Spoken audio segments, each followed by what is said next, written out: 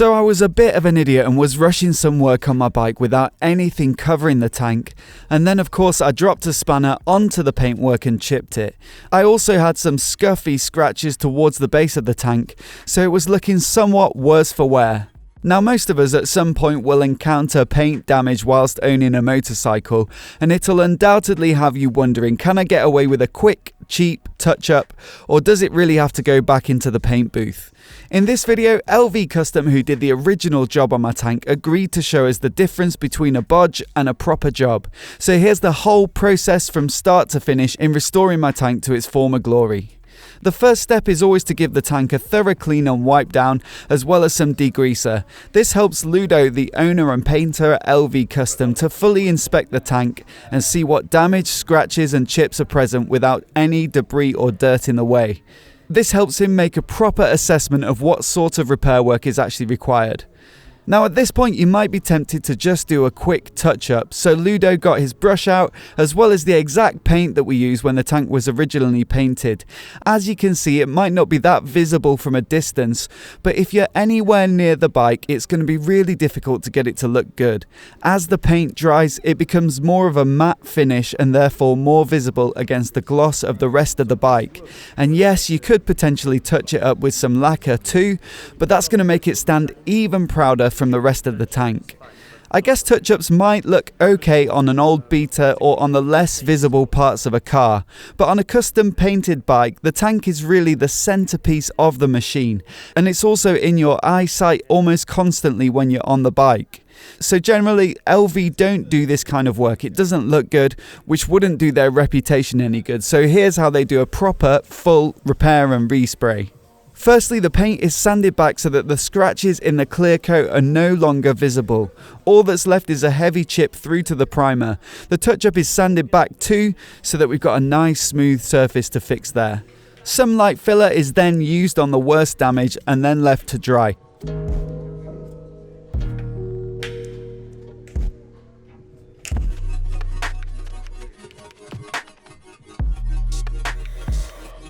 It was a pretty cold day, so Ludo brought out the lamps to help with the drying. This is why paint jobs can sometimes take a little longer in the winter months. A scotch pad is then used to sand the tank all over to smooth off the filler as well as help the paint stick to the formerly glossy surface. Otherwise it could just peel off if sprayed straight onto the gloss. Ludo did this job by hand because although he does have a sander which would speed up the process a little, doing it by hand gives you a better feel, and he didn't want to go entirely through the clear coat and take off some of the black stripe and logo that he painted last time round.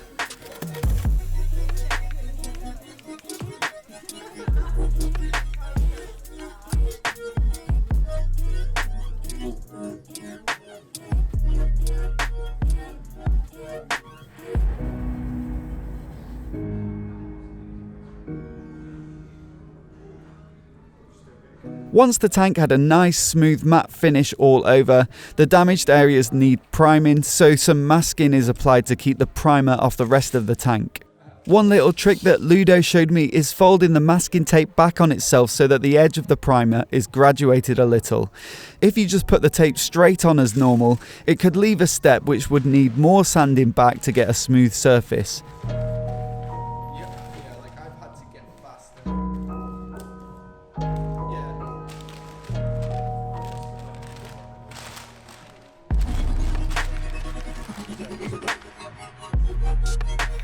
Because this is only a small area of repair, Ludo used a spray can of primer. No need to prep the paint gun and clean it afterwards, which would add extra time and cost to the job.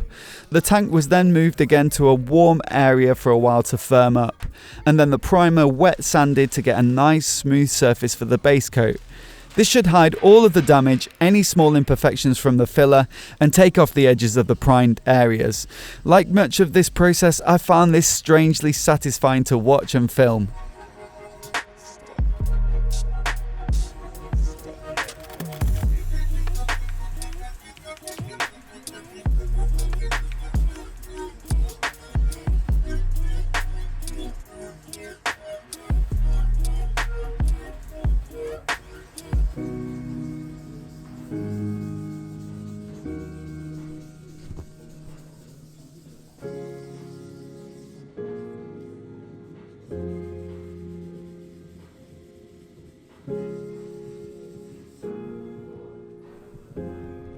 We then moved on to masking the design work on this tank, which is a trio of stripes down the spine, as well as the Triumph logos.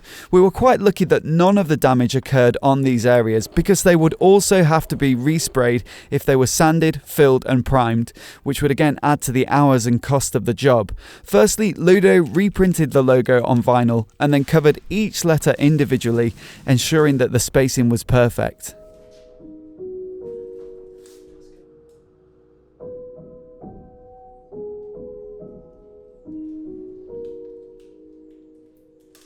We then moved on to the pinstripes. I had a little go at masking these off myself, and despite having a reasonably steady hand, I'm happy for it to be left to a professional. Any deviation from the exact lines of the original designs is going to give them a less sharp, kind of blurry edge, because you'll have a small amount of both the black and the grey. So it's crucial to get this masking absolutely spot on. And lastly, the fuel cap area is masked as well.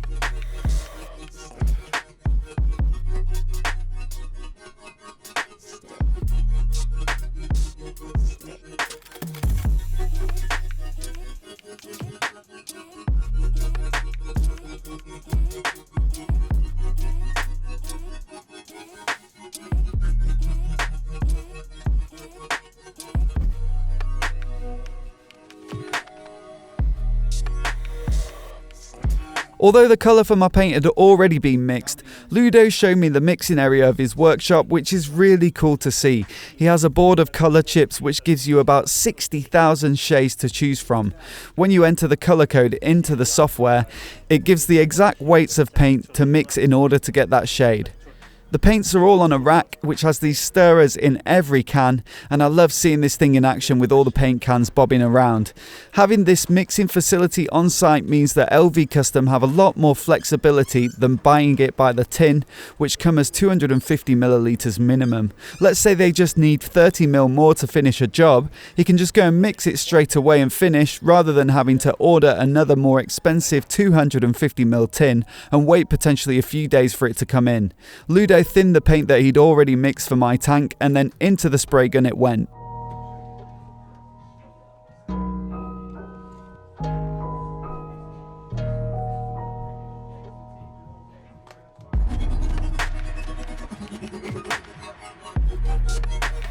This is LV's spray booth inside a shipping container with a huge extractor fan cut into the side. I really enjoyed filming in here because it has a bit of a sci-fi feel to it. I then watched Ludo apply a few base coats to the tank, which was again super satisfying to observe. When I had my tank painted originally, I dropped the bike off with him and picked it up a week or two later, so I didn't see any of the process. This time round it was nice to be able to see how much work goes into it. Again, I had a little go at spraying on a spare mudguard that they had in the workshop.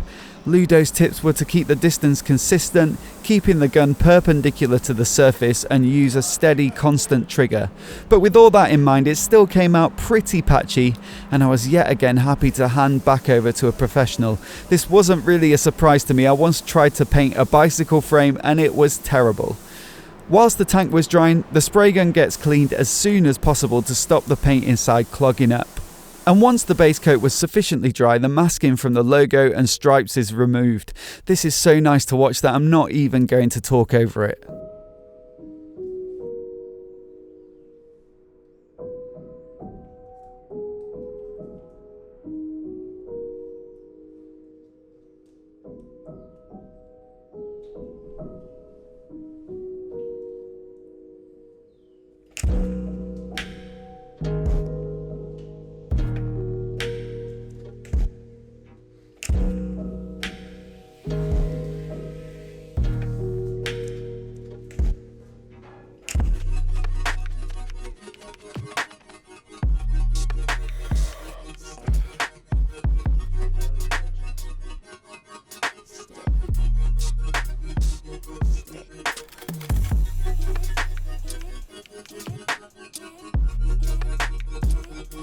Ludo then cleaned up any edges of the design work to make sure that they were super crisp, and then we moved on to the lacquer.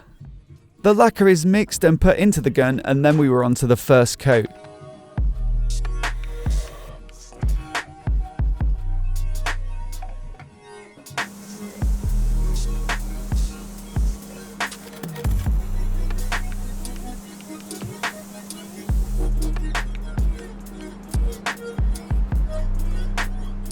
It has a bit of an orange peel look to it on the first coat, which you might think is not what you're after, but as more coats get added, it evens out. After a few coats, the tank really started to come to life. I was quite tempted to ask for it to be done in a matte lacquer because it looked quite good after sanding in the early stages. But a matte finish can be hard to care for, and the gloss really makes it pop, so I was pretty happy that I stuck with it. Lacquer is so sticky even in the air, so I was as far back as possible with the camera here, zooming in to try and avoid getting any on the lens. I had a filter over it too, but occasionally I covered it with my hand when the mist was really heading in my direction. The tank is left to dry for a while before it can be moved, then left for at least a day or two before it can be polished, so I went home planning to return later in the week to film the polish and take it home. When I returned to collect the tank, Ludo had already prepped some of the areas for the final polish. There were a couple of imperfections where dust had landed on the clear coat that were so small I couldn't capture them with my big camera, so here's my phone to get a close-up. The polish starts with 2000 grade wet and dry, which is relatively fine in order to avoid removing too much from the finish. This means that the polish takes a bit of time, working slowly over the parts that need smoothing out. It can also smooth out any steps in the coat from the original paint.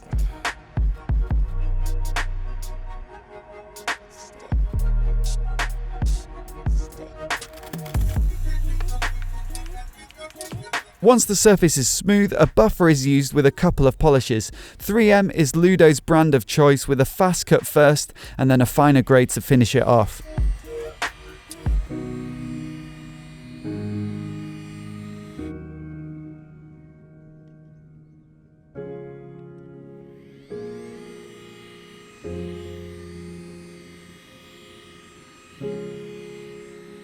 If there are any more imperfections, they can just get sanded again, then polished until Ludo is happy with the finish he's achieved. I've got to say, the tank looks incredible. I've still got a bit of work to do on my bike to get it back into tip-top shape, but I popped the tank back on it for a bit of filming a couple of days later and it looks awesome. One of the most common questions I get about my custom tank is how much it costs to paint. It's really hard to estimate a repair like this. It depends on the size of the tank, the size of the damaged areas, how much filling needs to be done, if there are any major dents in the tank, and how complex the design is and whether any of the damage goes across the design work. Every job is different, and that's why I always recommend dropping LV Custom a line to get a quote rather than making one up myself and setting unrealistic expectations. But as you can see, a lot of work goes into a repair like this, so it's not going to be 50 quid of a job. Ultimately, if you've got a couple of chips and you don't have the cash for a proper respray, it might be best just to live with them. I know we all like our bikes to look at their best, but personally I don't think the quick, cheap touch-up improved the situation much. But I hope you've enjoyed this video and get a good sense of what the whole process looks like. I really enjoyed filming Ludo at work and showing the craftsmanship and technique that goes into painting. If you've got any questions, leave them in the comments below and I'll do my best to answer them. But if you want to know specifics about a job, it's best to head to LV's website, which I've linked to in the description, and contact them so they can give you a proper answer. You can also check out their Instagram, which is linked in the description as well, if you just want to see all the lovely paint jobs they do. And if you're new here and you want to see more videos like this, hit subscribe and I'll catch you next time.